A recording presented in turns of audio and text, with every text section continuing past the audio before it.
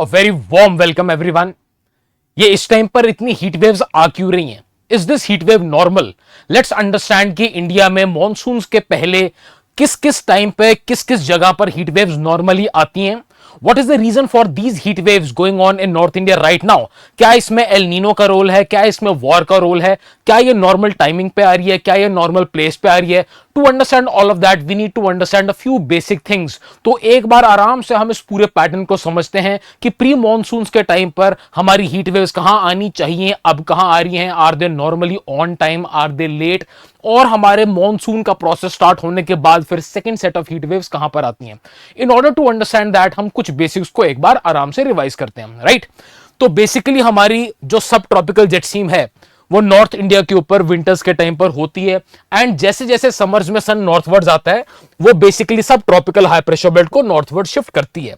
जो सब tropical high pressure belt होती है उसके नीचे एक सिंकिंग एयर सिस्टम होता है। सिंकिंग एयर सिस्टम के नीचे एक वार्म एयर मास बनता है। जैसे ही ये सब tropical high pressure belt shift होती है ये वॉर में रिलीज होती है। जब ये वॉर में रिलीज होकर राइज करेगी उससे थंडरस्टॉर्म आते हैं, उसको हम बोलते हैं प्री मॉनसूनल थंडरस्टॉर्म। इस पूरे कॉन्सेप्ट के ऊपर मैंने एक पूरी डिटेल्ड वीडियो बनाई थी लास्ट वीक, राइट। तो अगर आपने वो कॉन्सेप्ट दोबारा रिवाइज करना है you can go, you can say watch that video, right।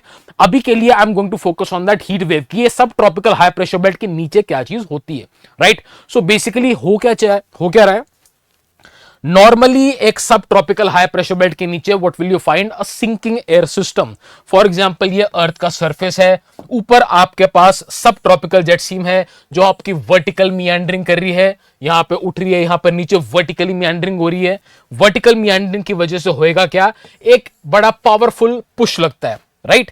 तो वर्टिकली मियांडरिंग जेट स्ट्रीम की कैसे शुरू हो सकती है? फॉर एग्जांपल ये हमारा वेस्ट कोस्ट ऑफ इंडिया है एंड यहां पर हमारा अरेबियन सी है, अरेबियन सी पे वार्म वाटर है एंड सब tropical jet stream Arabian sea के ऊपर भी थी, अरेबियन सी के ऊपर वार्म मॉइस्ट एयर आपकी है, तो वहां से कन्वेक्शन बड़ा पावरफुल हो सकता है जिसकी वजह से जेट स्ट्रीम में एक वर्टिकल मियांडर बन सकता है, राइट। तो एक बार आपकी जेट स्ट्रीम वर्टिकली डिस्टर्ब होगी तो it is going to persist. So in short क्या है कि एक बार जेट स्ट्रीम वर्टिकली मूव करना शुरू कर दे उसका इंपैक्ट आगे फील होएगा। तो जहां पर भी जेट स्ट्रीम गिरेगी, गिरने का मतलब क्या? ट्रफ। यहां पर जेट स्ट्रीम सपोज इधर गिर रही है, यहां पर उठ रही है, आगे फिर गिर रही है, राइट, वर्टिकली। तो जहां पर जेट स्ट्रीम वर्टिकली नीचे गिरेगी कुछ किलोमीटर तक, it will create a very powerful sinking air system.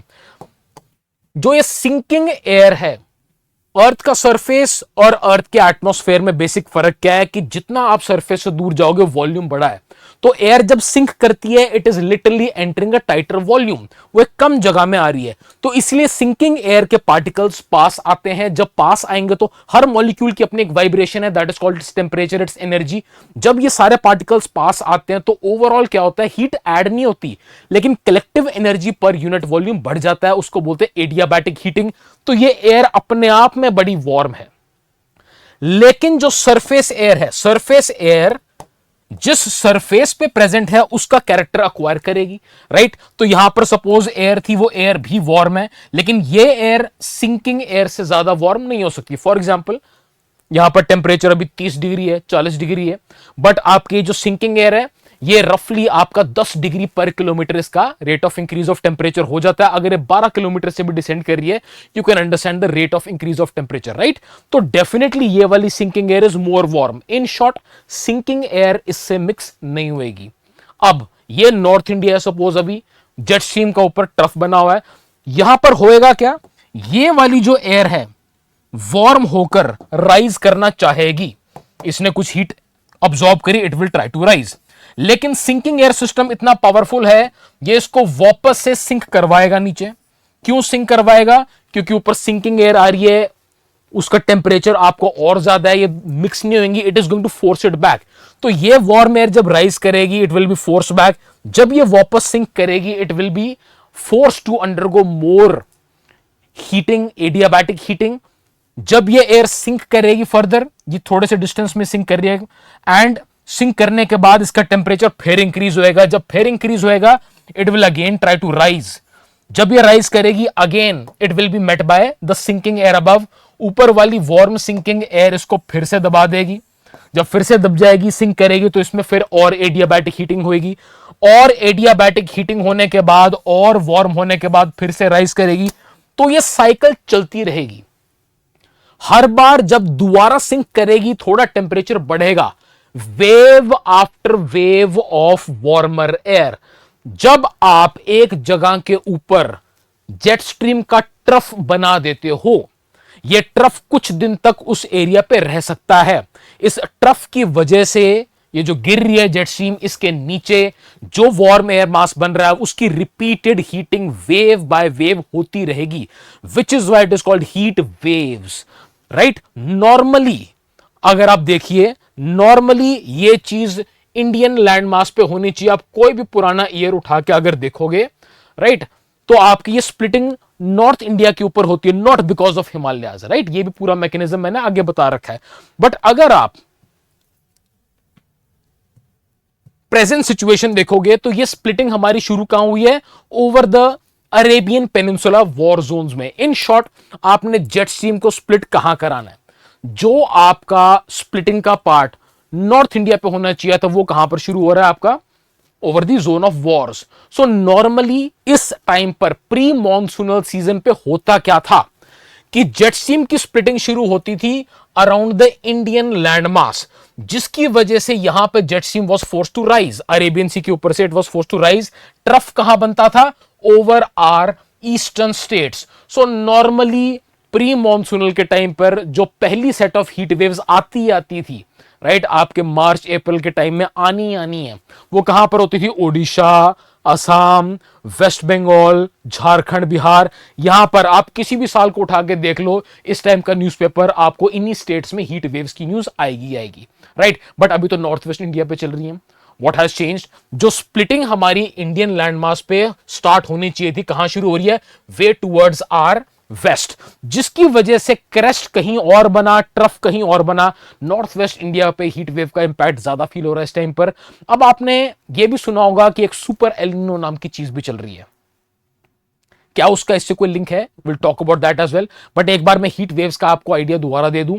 Normally इस टाइम पर हीट वेव्स ईस्टर्न स्टेट्स पर कन्फाइंड होती है। You can pick up any random year except this present zone of wars. अभी वॉर के time की बात नहीं कर रहा मैं।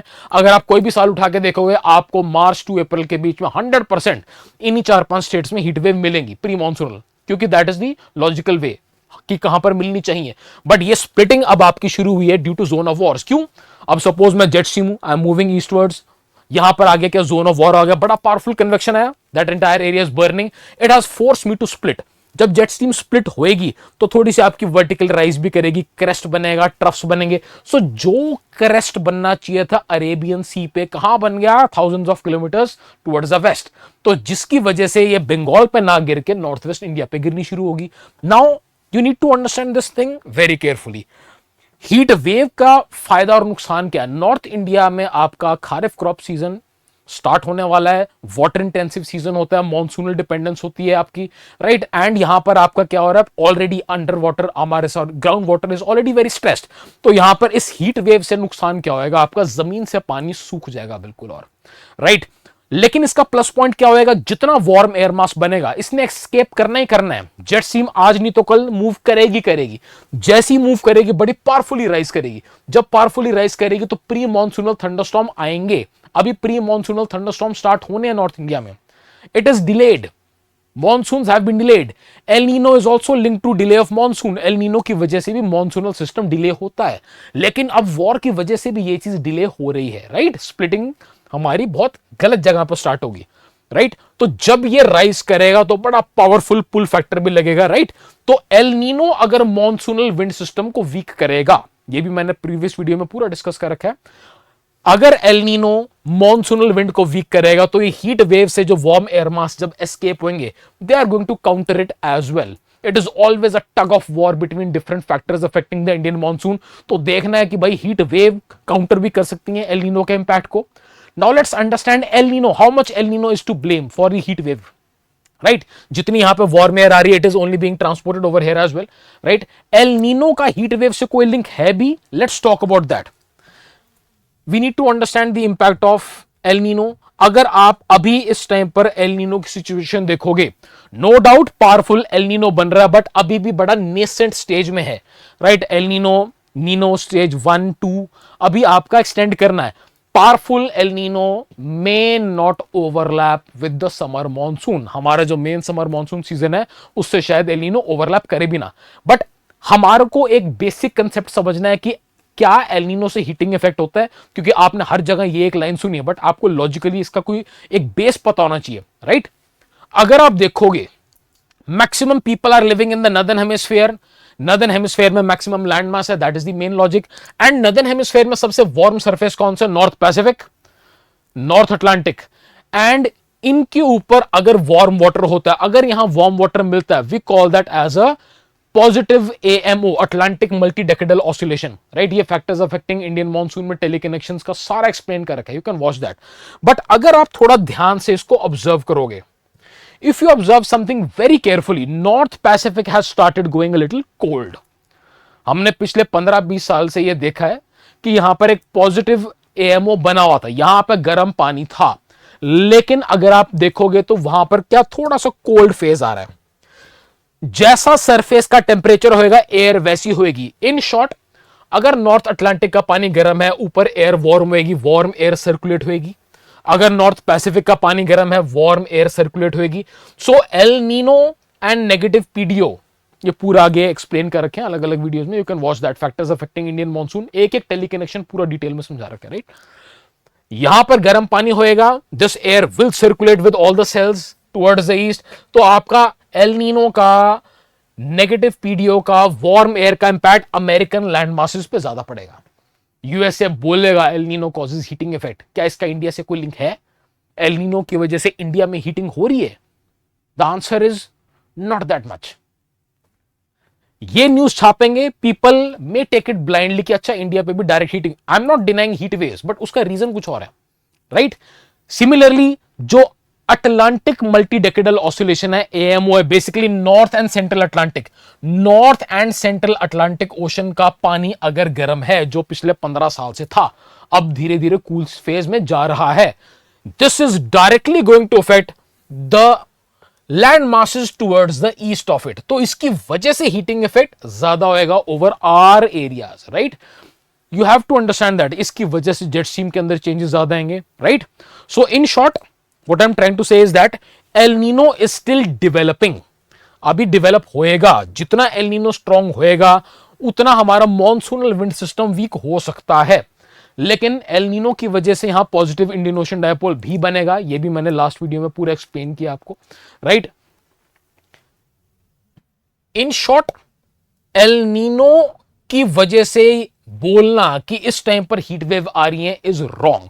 The main reason for heat waves over North India, over Northwest India right now is the splitting of the subtropical jet stream way towards our west, not over the Indian landmass. आपने books में ये पढ़ते आए होंगे कि Himalayas are the cause of splitting of jet stream. तो हिमालयाज को क्या मार्च अप्रैल में याद आता है कि जेट स्ट्रीम स्प्लिट करनी है? सारे साल आपकी ऑलमोस्ट जेट स्ट्रीम हिमालयाज के ऊपर से जाती है। So that is technically incorrect, right? The main reason is कि आपके वार्म एयर मासेस कब एस्केप कर रहे हैं उसके नीचे से, right? So right now what is going to be the prediction? अभी क्या हो सकता है? हीट वेव्स अब डिले हो रही हैं, ये पहले आनी चाहिए थी, अब आ रही है। प्री मॉनसून डिले होगी, प्री मॉनसून डिले होगी तो आपकी मॉनसून रेनफॉल भी डिले होगी। हीट वेव्स आपकी बढ़ रही हैं। सबसे बड़ा ड्रॉबैक क्या है कि जेट स्ट्रीम आपके ऊपर अभी भी है, सन नॉर्थवर्ड आ चुका है। जितना सन नॉर्थवर्ड आएगा सरफेस हीटिंग ज्यादा होगी, जितनी हीटिंग ज्यादा होगी उतनी हीट वेव की इंटेंसिटी भी बढ़ेगी। तो इन शॉर्ट क्या, नॉर्थ इंडिया से अभी ग्राउंड वाटर रिमूवल हो रहा है, इसको बोलते हैं फ्लैश ड्राउट। आज के टाइम पर अर्थ पे एक नया ड्राउट चल रहा है, उसको बोलते हैं फ्लैश ड्राउट। नॉर्मली जितना पानी 2 साल में रिमूव होना चाहिए सूखने की वजह, सूखे पड़ने की वजह से, उतना अब 2-2 हफ्ते में हो रहा है, right? The amount of water which should have taken almost 2 years to be removed, ground water by the sun alone, is being removed in only 2 weeks। That is called a flash drought. And इसकी वजह से हमारा north India में ground water depletion होएगा। North west India kharif crop के लिए बड़ा crucial है। So in short, we are looking at a delayed advent of, you can say, thunderstorms as well, pre-monsoon thunderstorm। अभी कुछ दिन में स्टार्ट होने वाले हैं, हो सकता है कि आज कल में स्टार्ट हो जाए नॉर्थ इंडिया पे भी, बिकॉज अगर आप अब की बात देखो, जेट स्ट्रीम अब थोड़ी सी हमारी हटना स्टार्ट हो चुकी है, right? So we can expect thunderstorms over north India, लेकिन इस टाइम पर गारंटीड दिख रहा है आपको कि महाराष्ट्र, गुजरात, एमपी, बंगाल ओडिशा वाले बेल्ट में क्या बना, trough of a jet stream, यहां पर क्या चल रही है आपकी हीट वेव सिचुएशन, बड़ी इंटेंस है, राइट। सो जस्ट बिकॉज हर कोई आपको बोल रहा है कि L Nino is the cause of heat wave, थोड़ा सा अपना अकल लगा के एक बार सोचो कि एक्चुअली एल नीनो का मतलब क्या है, हीट वेव आती कैसे है, जेट स्ट्रीम का मतलब क्या है, कहां से क्यों किधर स्प्लिट हो रही है, कि जब सीज फायर हुआ तभी आपकी जेट स्ट्रीम क्यों शिफ्ट होगी, जब सीज फायर नहीं था तभी पीछे क्यों थी, राइट। आपके सामने ही है सब कुछ, just be an aware aspirant. Take care everyone.